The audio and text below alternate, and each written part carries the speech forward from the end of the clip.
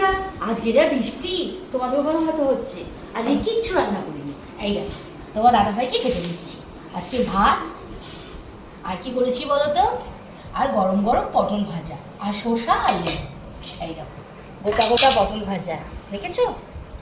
আর একটা জিনিস করেছি। এই মেনু? এই দেখো, ওই দেখো বলে এই মেনু।